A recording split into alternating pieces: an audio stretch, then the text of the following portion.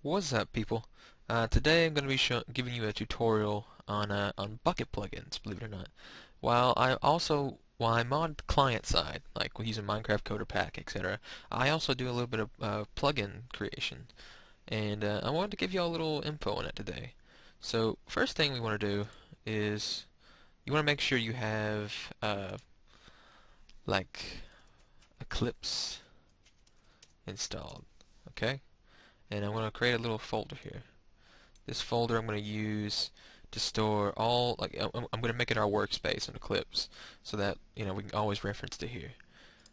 One thing though, before you get started, is you need to get the snapshot to reference to during all your modifying, etc., etc.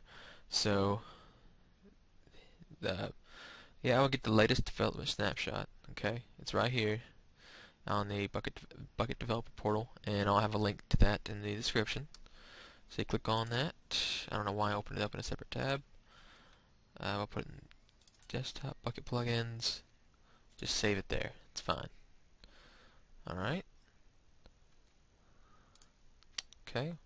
While that's saving, we'll get Eclipse started up. Okay. That's good.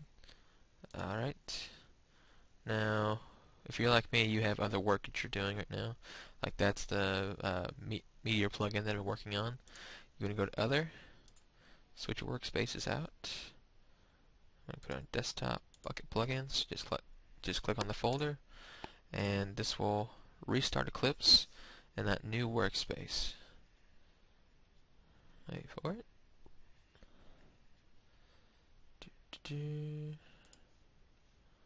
Alright. Let's get rid of the welcome page. Alright, so you want to start a new Java project. Let's call it, actually, I'm going to kind of show you how to make a really, really simple anti-X-ray plugin. Anti-X-ray. Like, you think, oh, that sounds really advanced. No, you'll see. Okay. Now, okay, then go down to Properties, go to Java Build Path, go to Libraries, add external jars,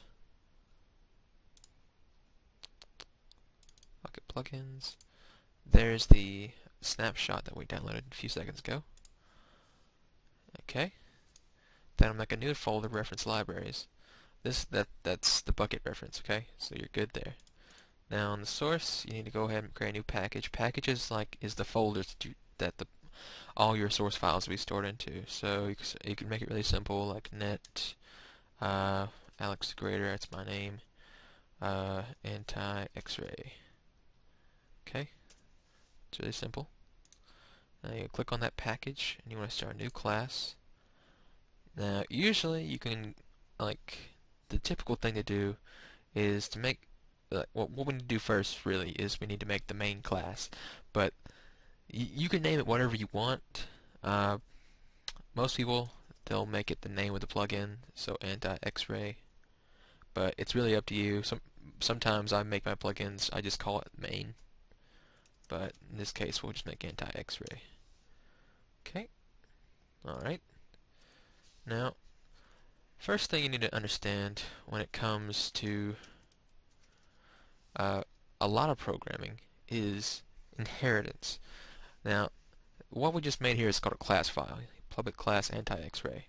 This is an object. This is something that we can reference to later on. Like if I make a new class, we'll call it blah. I can reference to I can make an object anti-X-ray plugin. Okay? That's considered a like an object, just like a string is considered an object. Okay? But the difference between a string is a class, the string class. But let's see. How do I explain this? It's very simple actually, because well, okay, it's not that simple. With a string, you can say, my name is Alex.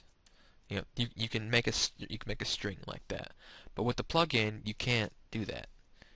You need to either like throw or like make the variable come from another stored stored, I can't even talk, another stored anti-X-ray, or you can instantiate, I can't even talk, okay, you can make a new object of it. So you'd say new anti-X-ray.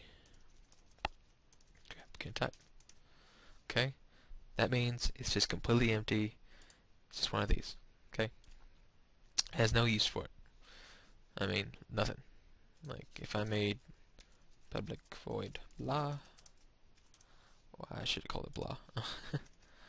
Blah, uh, blah. uh, we can reference to it, so plugin. See, it just has the default object like methods in it, and you can do whatever. But this will make sense once I put it into action here. So no, don't say that. Delete that. Ah, crap. Delete. Yep. Anyway, back to AntiXRay. And one thing about classes, new classes, is that they can inherit uh, different classes. So like every other variable and method from the class it inherits from is also in the class you have now. So this is going to be a Java plugin. So once the extends means it's inheriting from this class. Okay. It doesn't know what class it is because we haven't imported it yet. Thankfully, Eclipse just tells you right away. See, org Bukkit Plugin, and there we go. No errors, etc. And now this is basically it's a Java plugin, but we're going to modify it to where it's our own. This is something it's hard. It's kind of hard to explain, but it's also simple. It's one of those things that clicks or it doesn't click. You have to understand that what that Java plugin class has, you also have here. You don't see it, but it's there. Like Java plugins could have some type of variable. In fact, let's go ahead and look. Org.bukkit plugin Java plugin. Okay. Yeah, see, it's got different, well, those are all private, but all these methods and stuff you have also. Okay? You can use these. Now, another thing you need to see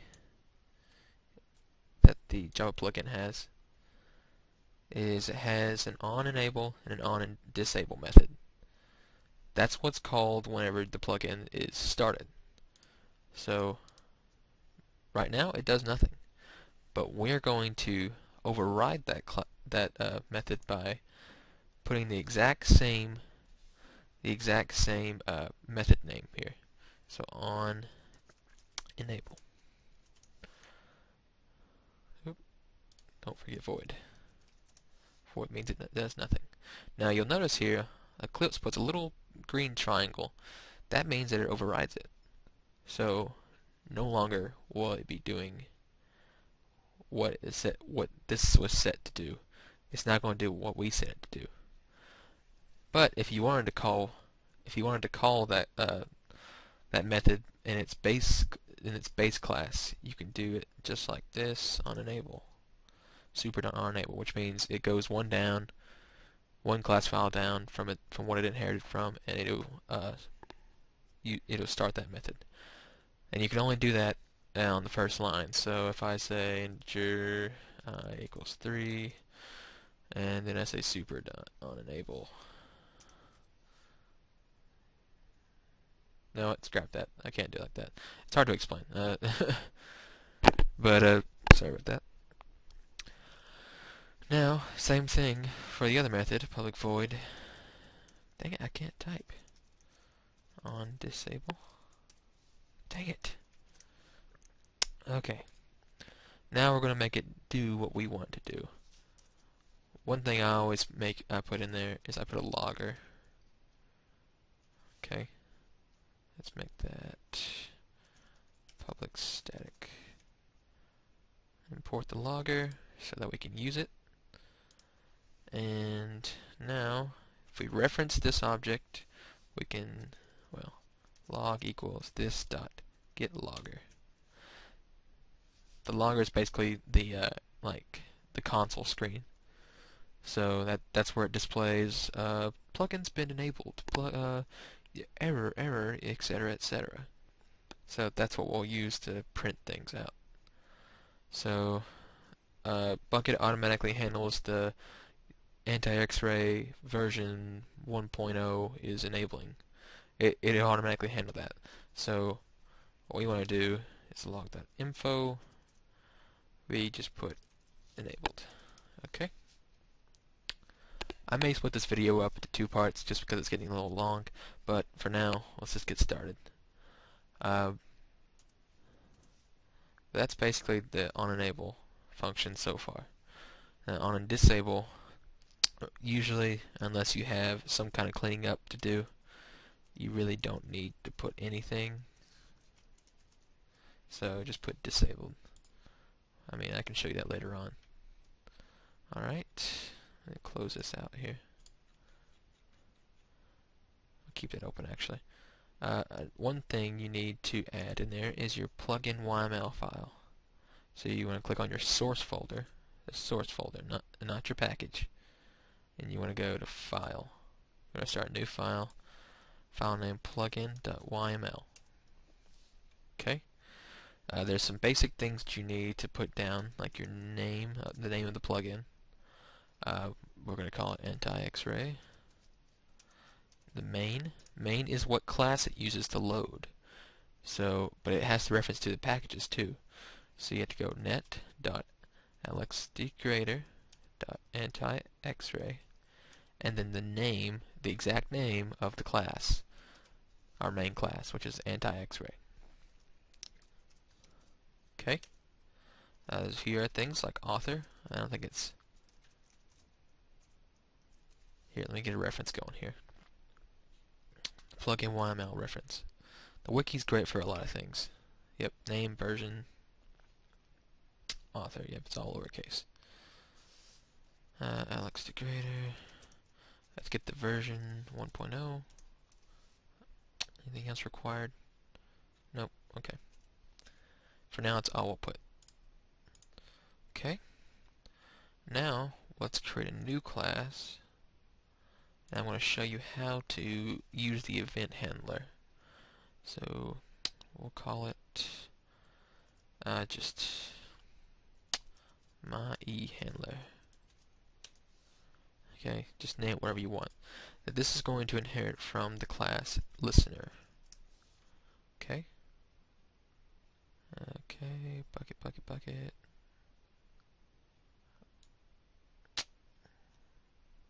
Wait, did I put that wrong? Listener. Well, hold on. It's not referencing to it. Did I mistype it? Oh, I'm sorry. What am I thinking? I'm not going to inherit it. I'm actually going to implement it because it's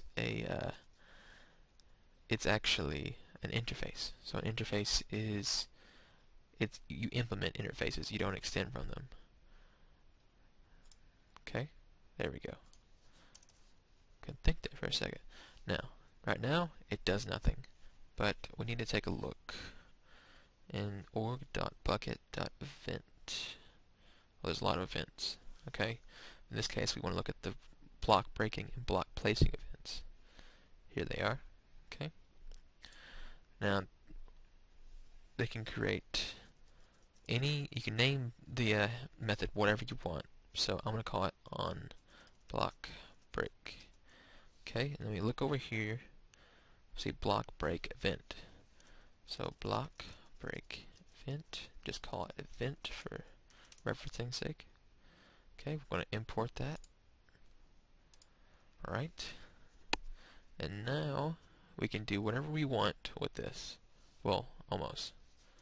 one thing you need to add here, event handler. Okay. Now you can, if you want to change to priority, you can do event priority. Crap. Priority equals event priority whatever you want. As you can see, there's normal, monitor, lowest, lowest. But make sure you read up on them because they're actually a little backwards, if I remember right. Where high doesn't just like, I don't know. I'll explain it later. Right now, I need to focus on this. On block break. Okay, so now we want to see the event. If we want to get the block, so let's create a block variable. Block equals event dot get block. Let's import block for Bukkit. Now let's test if block dot.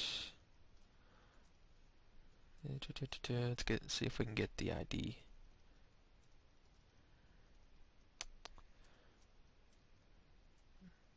Get state, get temperature, type ID.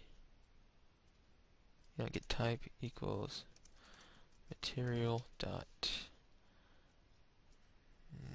diamond ore. There we go. That works perfectly. Okay. Now what that's saying is, if the block is diamond ore, then we want to do something like this. We want to say event dot, see if we can get the server. Get player. Get server. Broadcast message. Alright. We're going to say event not get player. Yeah, get name.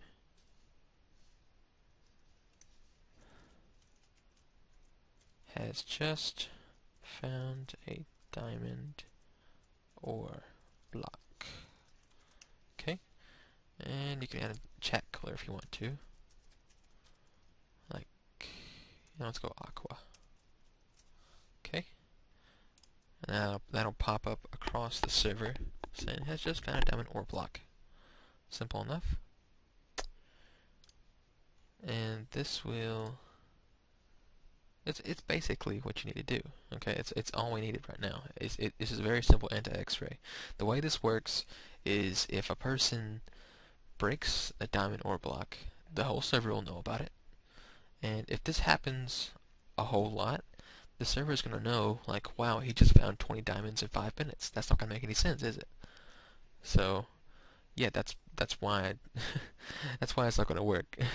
Well, it's going to work. It's going to work as an AntiXRay, but it's not going to work for them because they're going to be like, I'm just lucky. No, they're not lucky. They're not lucky at all. All right, they're just hacking. So there's no complexity to it. It's just simple stuff. Now, one other thing we need to make sure we do before we let's see. Yeah, get server, get plugin manager. I think it's register. Yeah, register events. This is what we're going to do. The listener is what we just made. So we're going to instantiate a new myEHandler. So new myEHandler. Okay. For the next argument, we're going to put in our plugin, which is this right here, and that's why you say this. Okay. This is just the class you're working in right now. Okay. And that will actually be a working plugin. Alright. I'm going to pause it and I'll load it up and I'll show you. Actually, one final thing I need to show you before we load it up is I'm going to make it into a plugin jar. So you're going to go to export, you're going to go to Java, click on jar file. Next, let's put it on desktop. Oh, let's give it a name. AntiXRay. Okay, gonna save it there. Include all that. Just click finish. And there you go. It is on the desktop. Yep, right there. That's your jar file. Okay, now let me set up a little server for us, and I'll see you soon. Okay, alright, I got the server up now, just the local host server here. Let's log in. There we go. This also has my test plugin on it that I'm working on. So, oh crap, I need a diamond block. Actually, it's not set up right now to where it prevents itself from hacking. So if I could just import, not import, but spawn me a diamond ore, if I can find it. There it is. Okay. Place that down. Get me a diamond pickaxe. Alright. Now we break it. Alex the Greater has just found a diamond ore block. And there you go. It's just that simple. I didn't put any preventing measures in there for like hacking or anything, but this is a very simple version of it. Okay. But yeah, that's it for this tutorial. I'll cover commands and maybe block manipulation later. I don't know yet. We'll see. But yeah, I'll see you next time, guys. Peace out.